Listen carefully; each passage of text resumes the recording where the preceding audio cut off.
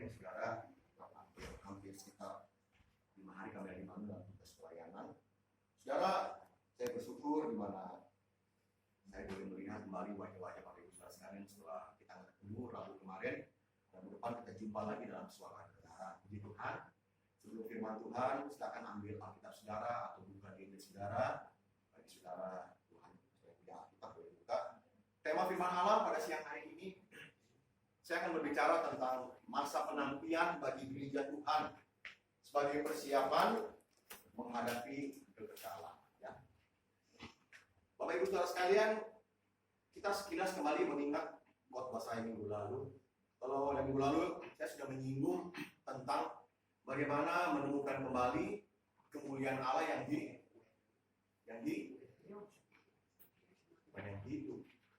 Kemuliaan Allah yang hilang, ya.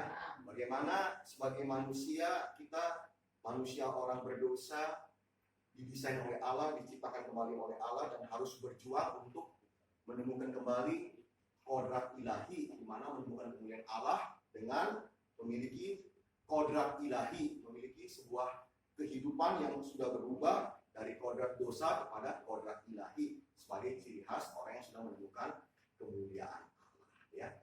Nah, pada siang hari ini saya akan bicara tentang masa penantian bagi gereja Tuhan.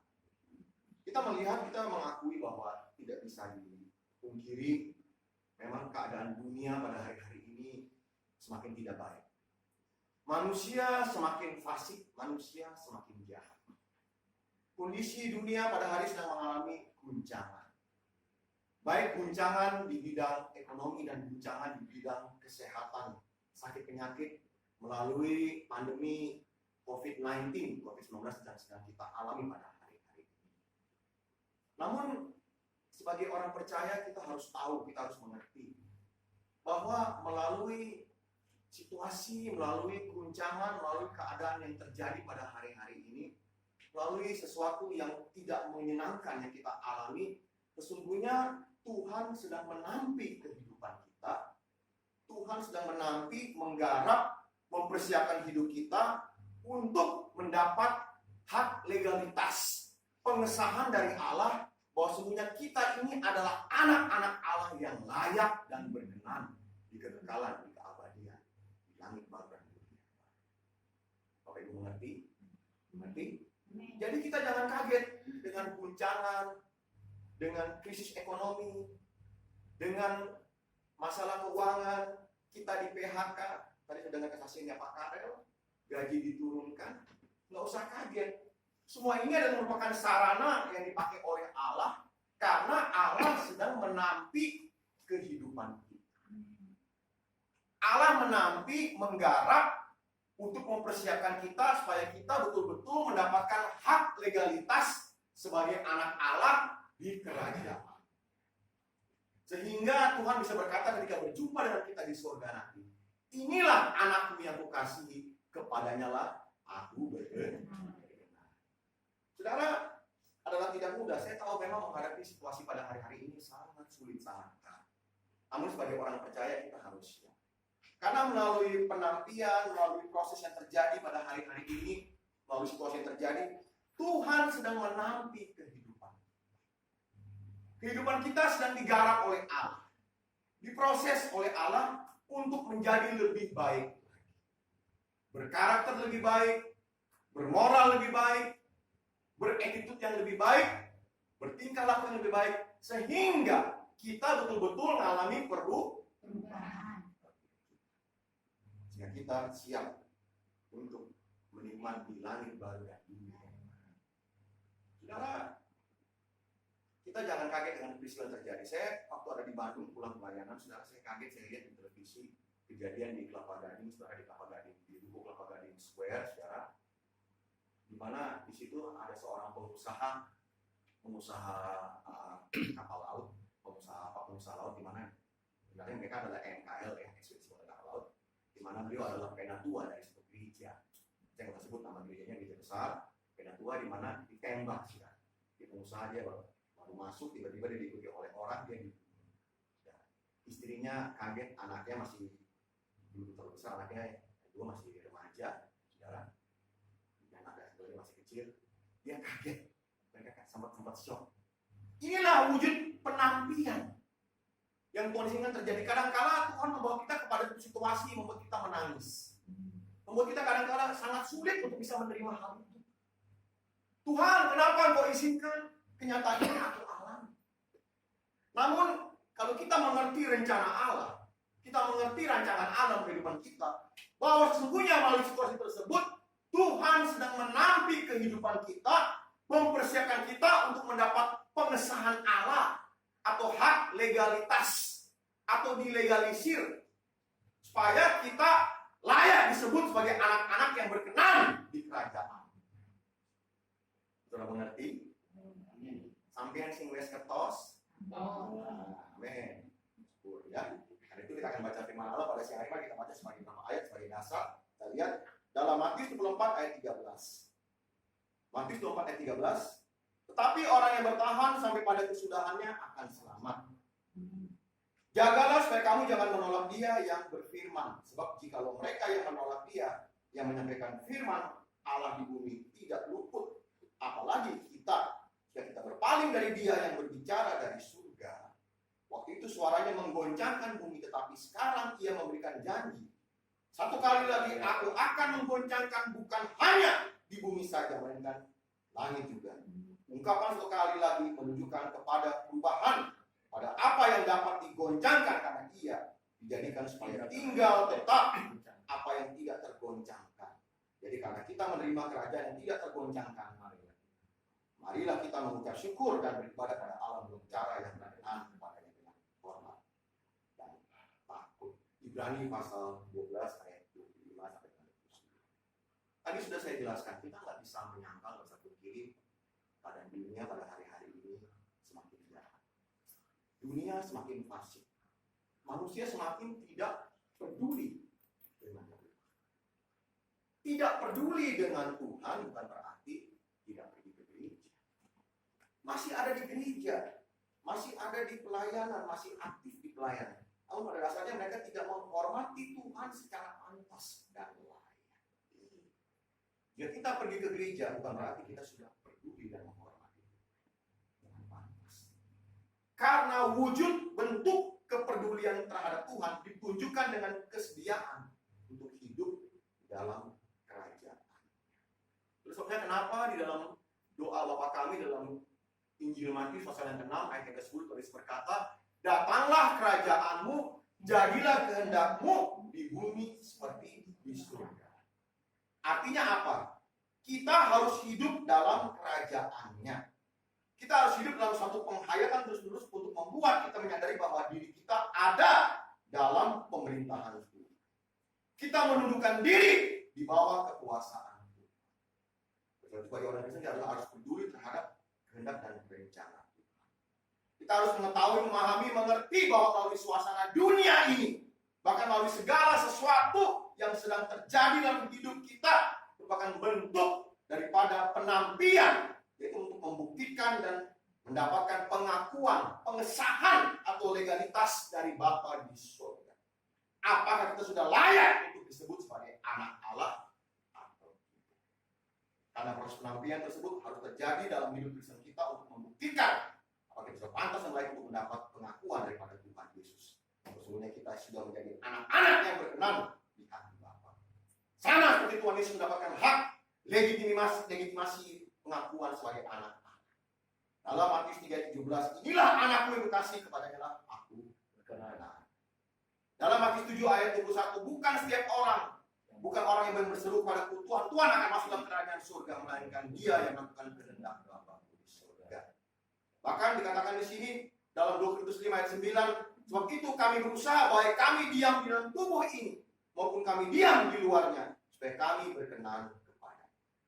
Melalui ayat ini yang sudah kita baca tadi, Tuhan memberikan kita warning, di mana peringatan untuk selalu waspada, mawas diri, berjaga-jaga dalam hidup kerohanian kekristenan kita selama masih hidup dalam dunia ini, untuk berusaha hidup benar, berubah, bertobat menjadi serupa dengan Tuhan Yesus, karena itulah yang tujuan akhir daripada perjalanan iman kekristenan kita yang menjadikan berkenan di hadapan.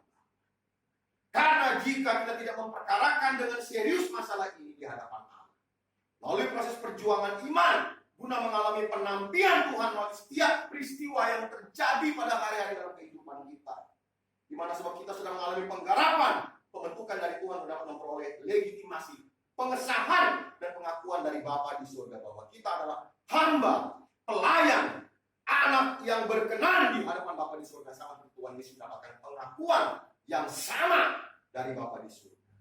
Itulah mengapa Paulus berkata, supaya kami berkenan kepada 25 ayat 9.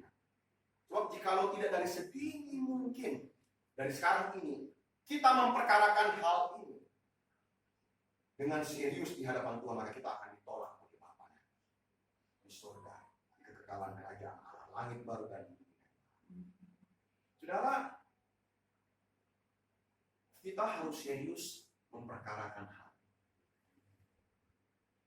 di mana kita harus berusaha lebih hari hidup lebih baik, harus hidup lebih berkenan kepada Tuhan, agar supaya kita tidak ditolak di kerajaan. Kita harus memperkarakan diri kita di hadapan Bapa, sehingga ketika kita ke gereja, kita mengerti apa tujuan pengiringan kita kepada Kristus. Kita harus melihat wajah Tuhan dari sisi antropomorfistis. Bagaimana artinya ketika kita melihat Allah, kita membayangkan bagaimana perasaan Allah ketika melihat kita. Saya berilustrasi, seorang bapak kalau dia melihat anaknya baik, dia tersenyum nggak? Senyum ya. Ini anak yang baik. Tapi coba kalau lihat anaknya kurang ajar, anak yang brengsek, baru dia bisa ngomong, sampai yang tahu begini, tak usah tak lahirkan, tak pites masih baik. Saudara, kita kadang-kadang nggak pernah memikirkan bagaimana perasaan Bapa ketika melihat kita. Kita harus berusaha bagaimana jangan sampai kita menyakiti hati Bapa. Banyak orang Kristen dia ada di gereja tapi di sini nggak ada, di sini mau baik-baik, haleluya, amen. Dia ada di gereja tetapi dia nggak pernah mikirin bagaimana perasaan Bapa. Hati Bapa kira-kira disenangkan nggak dengan tindak tanduk dengan sifat yang dilakukan. Saya hampir 2 tahun kita ini sudah gabung ke GSKI, saudara. Ada banyak hal di mana yang hari-hari ini yang saya belajar, di mana untuk mematikan kedagingan kita. Ini sangat sulit. Sangat sulit mematikan kedagingan kita. Kemarin saya ngomong dengan Mas Hendro, kita lagi dengerin lagunya Pak Erastus. Mas Hendro ngomong, wah ini Pak lagunya semua lagu berbau kematian Pak. Lagunya lagu bawa kita mati. Saya bilang, iya, maksudnya mati bukan mati bunuh diri sampean. Saya bilang, bukan mati minum baygon, tapi mati artinya mati dari kedunia, dari kedagingan. Hari-hari ini saya belajar. Tadi pagi jam 2 saya biasa jam 2 terbangun, saya berdoa. Saya mulai berdoa, saya menyembah. Jam 4 lewat, saudara, saya keluar, saya duduk di meja dengan Alkitab sambil baca firman. Saya mulai berbicara pada Tuhan. Saya bilang, Tuhan, pagi ini aku mau melihat wajah-Mu tersenyum ketika aku melihat aku, Tuhan. Di mana Engkau berkenan dengan apa yang aku kerjakan sebagai hamba. Aku rindu di mana kegiatan pelayananku sebagai gembala. Hal ini saya lakukan bahkan di Bandung, di Jawa saya lakukan sebelum saya pelayanan. Pagi-pagi betul saya sudah bangun. Saya dari itu saya berkata, Tuhan, aku rindu apa yang aku kerjakan ini, Tuhan, betul-betul berkenan di hati Tuhan. Aku siap, Tuhan, untuk ditampi Tuhan. Aku siap menerima pengesahan hak legalisir sebagai anak-anak Allah, sebagai warga kerajaan. Kan dalam ucapan Tuhan Yesus, datanglah kerajaan-Mu, jadilah kehendak-Mu. Kata kerajaan Allah dalam bahasa Yunani adalah Basileia tuteo. Basileia tuteo, yang artinya the kingdom of God, the kingdom of heaven. Kerajaan Allah. Berarti di sini sebagai orang percaya, Kita harus mengerti ketika Tuhan Yesus mengucapkan doa tersebut, datanglah kerajaanmu, jadilah kehendakmu, berarti kita menundukkan diri dalam suasana kerajaan Allah, dalam pemerintahan Allah. Ada ngerti? Ini kalau nggak ngerti ini, begonya minta ampun, gobloknya minta ampun. Helmi sudah. Kita menundukkan diri dalam pemerintahan kerajaan. Berarti di sini kita nggak punya kepentingan lagi. Siapa yang punya kepentingan? Dia. Haleluya. Amin. Raja di atas segala raja. Amin. My God, my Almighty of God. Beri kemuliaan bertemu pada siang hari ini. Kita harus mengerti sudah. Kita ini sedang ditampil. Amin. Maka jangan kaget tiba-tiba dipanggil bos. Gaji lu hari ini, mulai bulan ini lu turunin ya. Udah jangan protes sama bos. Terus sama bos bilang, lu nggak senang, lu angkat kaki, lu keluar. Karena kerjaan susah. Terima, mengucap syukur. Amin. Sudah lagi ditampil nih, diproses. Amin. Ada yang mau marah. Ini bos sudah tahu diri, gue udah setengah mati berjuang sama dia puluhan tahun, kayak gini akhirnya. Sabar, haleluya. Karena saudara sedang mendapatkan pengesahan dari Bapa di surga. Amin. Amin. Kan tadi kan komplain nyanyikan, beriku hati seperti Yesus, taat sampai mati di kayu salib. Benar mau taat? Benar? Tawa. Hehehe. Tawa ibu-ibu. Yang ibu paling kenceng ketawanya. Karena ibu paling bawel. Tapi di sini nggak ada, di sini nggak ada. Di sini udah bertobat semua, amin. Bapak ketawain, khotbah bagus Pak Pendeta. Khotbah bagus bro, supaya istriku bertobat bro. Karena istriku kalau nggak lihat yang merah-merah bro, nggak lihat yang biru bro, dia mulutnya udah nyerocos kemana-mana. Di sini nggak ada, ya. Kita ini sedang memperoleh hak legalitas. Saya beri ilustrasi. Kalau kita dulu sekolah SMA, biasa dia kalau dia mau mendaftar kerja atau dia mau melamar untuk di mana mau kuliah, itu biasanya dilegalisir kembali untuk mendapat pengesahan pengakuan bahwa dia betul-betul adalah lulusan dari sekolah tersebut.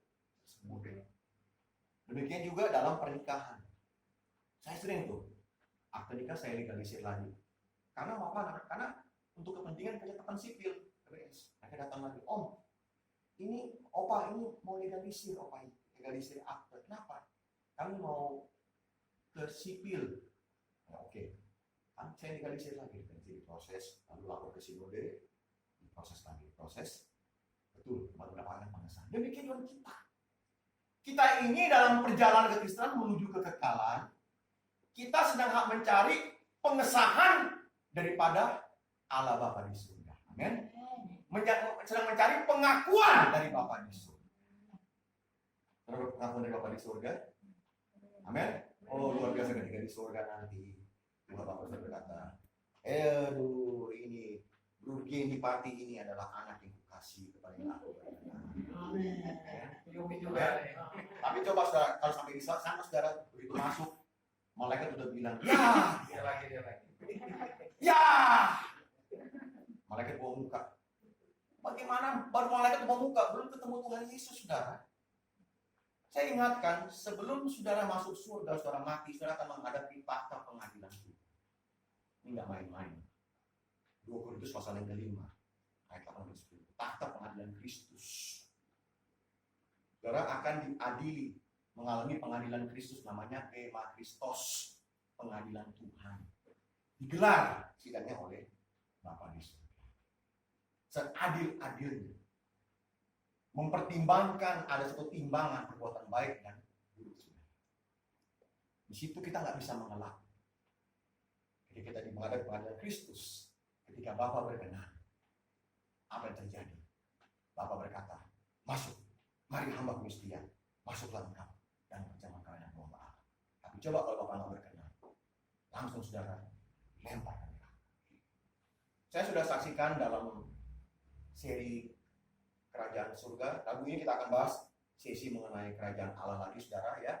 Untuk yang sesi yang ketiga ya, saya bilang sama kemarin kita kayaknya nggak bisa 3 seri ini, kita akan pakai 4 pertemuan ya. Saya sedang membaca sebuah buku, saudara, buku itu bagus sekali. Bagaimana kesaksian seorang hamba Tuhan Korea, seorang hamba Tuhan kaya, dia seorang profesor PhD, dia seorang rektor, saudara. Dia sudah menghasilkan ratusan hamba Tuhan. Dia mati suri. Dia dibawa ke surga dan neraka. Dia lihat sampai di sana, saudara, bagaimana orang yang ada di takhta pengadilan Tuhan. Bahkan sampai di sana, saudara, ternyata kita di surga punya rumah. Saya baca, punya rumah. Ada rumah di sana. Dia kaget ketika dia melihat bagaimana rumahnya dia. Dia pikir rumahnya paling bagus, saudara. Pikir rumahnya kayak di villa, rumahnya kayak di BSD, rumahnya bagus-bagus, rumah mewah, saudara. Ternyata, saudara, ya, termasuk rumahnya, kamarnya kayak kandang burung. Dia pikir dia punya rumah yang paling bagus. Ketika dia bertanya, kenapa Bapak? Dan ditanya kepada Tuhan Yesus, kenapa Bapak? Karena engkau sombong, engkau angkuh. Ini rumahmu belum selesai. Makanya engkau kembali ke dunia, engkau sadar dan engkau harus bertobat. Saudara, makanya